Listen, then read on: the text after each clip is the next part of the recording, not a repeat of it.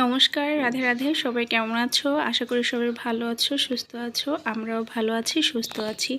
আজকে নতুন আরেকটা ভিডিও নিয়ে আসছি। তো বন্ধুরা, আজকে আমরা যাচ্ছি রাজশাহী খেতুড়িধাম নরোত্তম ঠাকুরের বাড়িতে। তো ওখানে শ্রী গৌরাঙ্গ মহাপ্রভুর আবির্ভাব হয়েছিলেন এবং উনি নরোত্তম ঠাকুরকে শিষ্য করে নিয়েছিলেন। তো আজকে আমরা সেই পুণ্যতিথি পুণ্য ভূমিতেই আমরা আজকে যাচ্ছি। তো এখানে আমাদের পাড়ার বেশ কিছু লোকজন এবং পাড়ার ছাড়াও অন্যান্য স্থানীয় কিছু লোকজনও আমরা সবাই মিলে একত্রে মিলিত হয়ে একসাথেই যাচ্ছি তীর্থক্ষেত্রে। তো বন্ধুরা, আমরা সবাই কিন্তু গাড়িতে উঠে পড়েছি। এখন রাত বাজে 10টা। তো আমরা সবাই যে যার মতো করে নির্ধারিত স্থানে আমরা বসে পড়েছি এবং একটু পরেই আমাদের গাড়ি ছাড়বে। হয়তো বা 10:30টার দিকে আমাদের গাড়ি ছেড়ে যাবে। তো সব যাত্রীদের সঠিক জায়গায় বসতে দেওয়া হয়েছে এবং সবাই একসাথেই আমরা যাচ্ছি ঠাকুর দর্শনের উদ্দেশ্যে। তো বন্ধুরা, গাড়ি কিন্তু ছেড়েছিল 10টার দিকে, 10:30টার দিকে। তো এই মুহূর্তে 12টা বাজে। আমরা একটা স্টেশনে নেমেছি, একটা পেট্রোল পাম্পের ওখানে। তো সবাই বিরতি যাত্রা দিয়েছিল গাড়ির প্যাসেঞ্জাররা, যাতে একটু ওয়াশরুমে যেতে পারে বা ফ্রেশ হতে পারে। তো এই জন্য বিরতি যাত্রা চলছে 20 মিনিটের জন্য।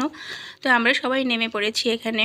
সবাই নেমে যে যার মতো করে একটু হাঁটাচলা করছিল, কেউ কফি খাচ্ছিল, বা ছোট ছোট বাচ্চারা ছিল এখানে। প্রত্যেকের সঙ্গে এই সব মানে ফ্যামিলি সহ এই ট্যুরটা হচ্ছে যেহেতু, তো বাচ্চারা তো অবশ্যই থাকবে। সেক্ষেত্রে বাচ্চাদেরও একটু ক্ষুধা লেগেছিল, বাচ্চারা একটু টুকিটাকি খাচ্ছিল, কেনাকাটা করছিল। তো আমরা সবাই নেমে পড়েছিলাম। তো আমারও শরীরটা কেমন যেন লাগছিল, একটু খারাপ খারাপ লাগছিল, মাথাটা ঘুরতেছিল। তো পরে ভাবলাম যে চা খাই, কিন্তু এখানে কোনো চা নেই। তো এখানে ছিল কফি। আমরা দুজনে দুটো কফি নিলাম এবং অন্য আরেকটা দাদা ছিল, ওনাকেও একটা কফি খাওয়ালাম।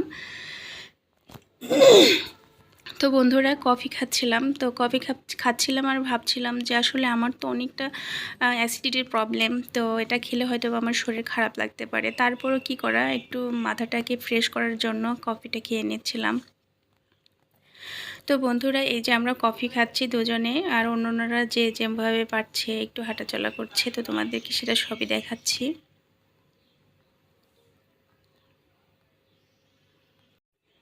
তো বন্ধুরা, আমাদের কিন্তু যাত্রা বিরতির টাইম প্রায় শেষ। তো ড্রাইভাররা বলছিল যে আপনারা যে যার মতো করে গাড়িতে উঠে পড়ুন, সময় কিন্তু শেষ হয়ে আসছে।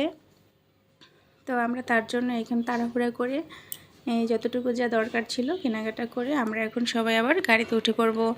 আমাদের আজকে যেতে হয়তো বা ভোর হতে পারে, ভোরই হয়ে যাবে অবশ্য যেতে যেতে। তো যাই হোক, আমরা কখনো আগে ওদিকে যাইনি, প্রথম এবার যাচ্ছি। তো বন্ধুরা, আমরা কিন্তু একদম ভোরে সূর্য ওঠার সঙ্গে সঙ্গে গাড়ি থেকে নেমে পড়েছি এবং আমরা গন্তব্যস্থলে পৌঁছে গিয়েছি। তা আমরা যেখানে এসেছি এটা হচ্ছে রাজশাহী ইস্কন মন্দির। তো ইস্কন মন্দিরে আমরা এখানে প্রথমে উঠেছি, কারণ এখানে এসে আমরা একটু ফ্রেশ হয়ে তারপরে কাপড় চোপড় চেঞ্জ করে তারপরে আমরা যাব প্রেমতলী। ওই স্থানে পদ্মার শাখা নদী এসে মিলিত হয়েছে। তো ওইখানেই শ্রী গৌরাঙ্গ মহাপ্রভু এসে ওই পদ্মার জলে স্নান করেছিলেন এবং নরোত্তম ঠাকুরের সঙ্গে ওখানেই তার প্রথম দর্শন হয়েছিল। তো আমরা ওখানেই স্নানের জন্য যাব। তো আমরা কিছুক্ষণ রেস্ট নিয়ে এই যে সবাই আবার বের হয়ে পড়ছি। এটাই কিন্তু সেই শ্রী রামকৃষ্ণ মিশন।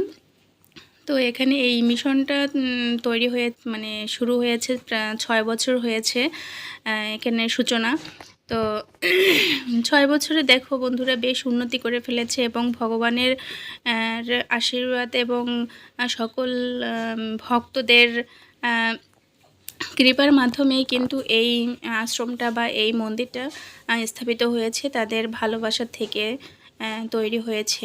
বিভিন্ন ভক্তদের বিভিন্ন দান বা তাদের ঈশ্বর প্রীতি থেকেই কিন্তু তারা উৎসর্গ করেছে, দান দক্ষিণার মাধ্যমে এই মন্দিরটা তৈরি হয়েছে।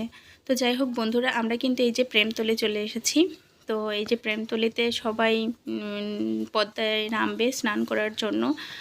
তো যে যার মতো করে আস্তে আস্তে করে সিঁড়ি থেকে নামছিল। আর ওই যে সামনের বিল্ডিংটা দেখা যাচ্ছে ওটা হচ্ছে একটা মন্দির। ওখানে শ্রী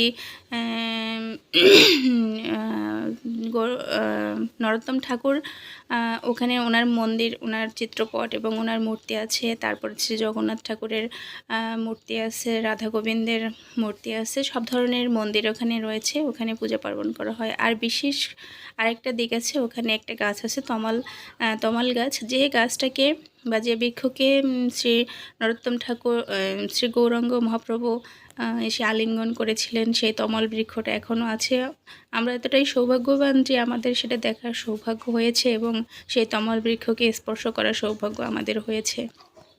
তো বন্ধুরা দেখো, সবাই কিন্তু আমরা যত যাত্রীরা ছিলাম, তো সবাই কিন্তু এই যে একে একে নেমে পড়েছে। শুধু আমাদের এলাকার থেকে যারা এসেছে তারাই না, এখানে অন্য অন্য জায়গার থেকে, অন্য অন্য ডিস্ট্রিক্ট, বিভাগ, জেলা শহর থেকেও আর অনেক অনেক ভক্তরা এসেছে এই পদ্মার জলে স্নান করার জন্য। এবং আজকে একটা ভালো পুণ্যতিথি আছে। এই পুণ্যতিথিতে স্নান করলে ঈশ্বর অবশ্যই সবার মঙ্গল করবেন, মনোবাসনা পূর্ণ করবেন। সেই উদ্দেশ্যেই সবাই কিন্তু এখানে এসেছে। তো সবাই নেমে পড়েছে, আমিও নেমে যাব। তো এখানে নেমে আমরা পুজো করব বা হচ্ছে যে তারপরে আমরা স্নানাদি করব। তো বন্ধুরা দেখো, এটা কিন্তু পদ্মা নদীর মেইন নদী না, এটা হচ্ছে শাখা নদী। তো একটা শাখা, পদ্মার মেইন পদ্মা থেকে একটা শাখা এসে এখানে ঢুকেছে। সেই পবিত্র স্থান প্রেমতলী। তো এই যে আমার মেয়ে, আমার হাজব্যান্ড, ওরাও নামবে এবার স্নান করার উদ্দেশ্যে। সবাই ধীর গতিতে হেঁটে হেঁটে চলছে।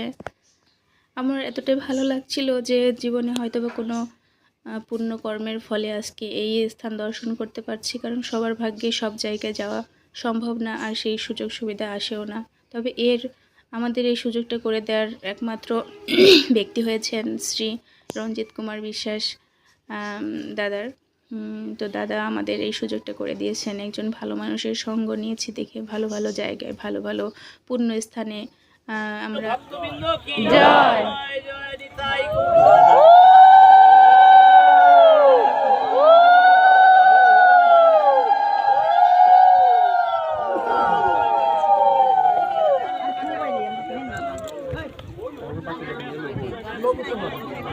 ম্যাচটা না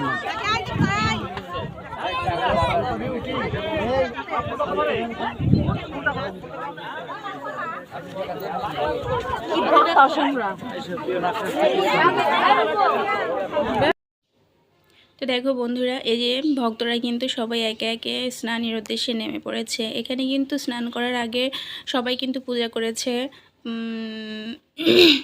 পূজা করেছে ধূপ, তারপরে হচ্ছে প্রদীপ। আর এখানে দেখা গেছে যে কলা ফল হিসেবে এখানে কলা উৎসর্গ করা হয় এই নদীতে, গঙ্গা মাকে উৎসর্গ করা হয়। তো আমিও কিন্তু এই যে ধূপকাঠি, প্রদীপ, তারপরে কলা নিয়েছি। আগে গঙ্গা মাকে পূজা করব, তারপরে এখানে স্নান করব। তো দেখো বন্ধুরা, সবাই কিন্তু এই যে একে একে পূজা করছে। আবার কেউ স্নান সেরে ফেলেছে, উঠে যাচ্ছে, আবার নামছে কেউ। তো আমিও এই যে ঠাকুরের উদ্দেশ্যে, গঙ্গা মায়ের উদ্দেশ্যে এখানে প্রদীপ জ্বালবো এবং পূজা করব।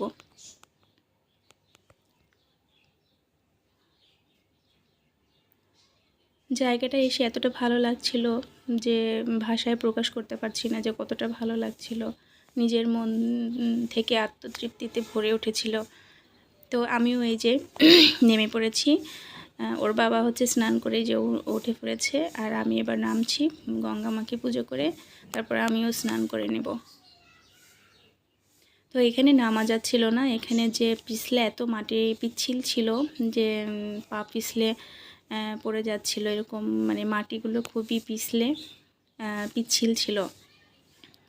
নামা ওঠার জন্য একটু কষ্ট হচ্ছিল, যে সবাই ধরে ধরে উঠছিল যে যার মতো করে। প্রথমে যারা বোঝেনি হঠাৎ নেমে পড়েছিল, কেউ কেউ আছাড় খেয়ে পড়ে গিয়েছিল, হয়তো বা ব্যথাও পেয়েছে। তো যাই হোক বন্ধুরা, দেখো এই যে আমি এবার গঙ্গা মাকে পূজা করব।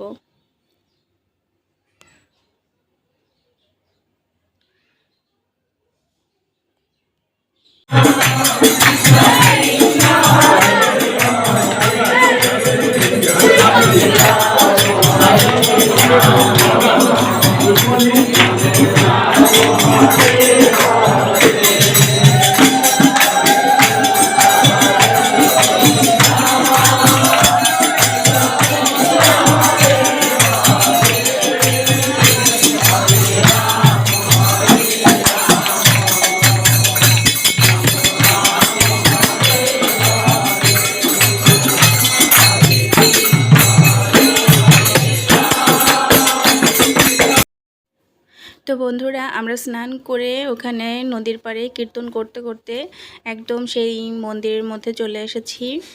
এই যে শ্রী নরোত্তম ঠাকুরের এই যে চিত্রপট, ওনার মূর্তি। তো এখানে এসে আমরা সবাই তমাল বৃক্ষের 4 বার প্রদক্ষিণ করেছি এবং নাম কীর্তন করেছি এখানে। তো নাম কীর্তন করে আবার এখানে শ্রী জগন্নাথ দেবকে যে আরতি দেখালাম, নরোত্তম ঠাকুরকে আরতি দেখালাম এবং তমাল বৃক্ষকেও সবাই আরতি দেখালাম। এখানেও প্রদীপ, তারপরে ধূপকাঠি জেলে আরতি দেখানো হয়েছে। এই যে দেখো বন্ধুরা, সবাই কিন্তু প্রদীপ জেলে, ধূপকাঠি জেলে, তমাল বৃক্ষ, তারপরে এখানে শিব ঠাকুরও আছে, শিব ঠাকুরের শিবলিঙ্গও রয়েছে। তো সবাই এখানে আরতি দেখিয়েছে।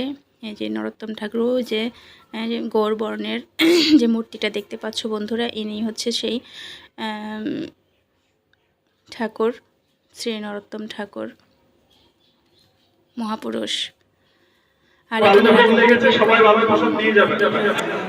আমাদের এখন বাংলা ভাষা দেওয়া হবে, সবাই বাংলা ভাষা দিয়ে যাবে।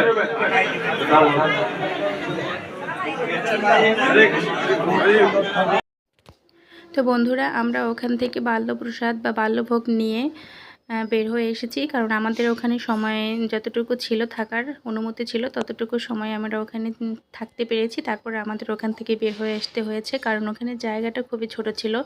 কারণ অত ছোট জায়গায় এত লোকের সমাগম থাকা সম্ভব না। তার জন্য ওনারা প্রত্যেকটা টিমকে একটা নির্ধারিত সময় নির্ধারণ করে দেয়, যে সময়ের মধ্যে ওখানে আমরা পুজো করতে পারবো এবং ওখান থেকে বের হয়ে আসতে হবে আমাদের। তো তারপরে আমরা আবার চলে আসি সেই ইস্কন মন্দিরে। তো এখানে আসার পরে এখানে ভাগবত পাঠ হচ্ছিল। তো এক প্রভু, ইস্কনের প্রভু ভাগবত পাঠ করছিলেন। আমরা তো সবাই ভক্তি সহকারে শুনেছি ভাগবত পাঠ, এবং বিভিন্ন রকমের আলাপ আলোচনা হয়েছিল ভগবান সম্পর্কে, নরোত্তম ঠাকুর সম্পর্কে। আজকে একটা পূর্ণতিথি, এই তিথি সম্পর্কে আলোচনা করা হয়েছে। আমরা সবাই ভক্তি সহকারে শুনেছি। তো এখানে আমাদের টিম থেকে যত ভক্তরা গিয়েছিল, ওখানের মন্দির উন্নয়নের জন্য, যাতে ভক্তরা এসে সুন্দরভাবে সময় কাটাতে পারে, ভালোভাবে ওনারা প্রসাদ নিতে পারে ওখান থেকে, সেজন্য একটা কনস্ট্রাকশনের কাজ চলছে। আমরা ওখানে যেভাবে পারছি ওখানে প্রভুদের আমরা একটু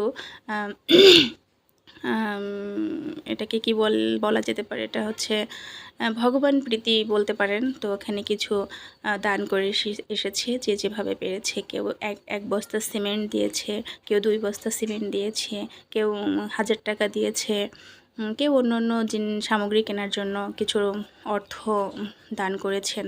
তো যাই হোক বন্ধুরা, এই যে সেই শ্রী নরোত্তম ঠাকুর এবং এখানে আছে শ্রী প্রভুপাদ, ইস্কনের সেই প্রতিষ্ঠাতা।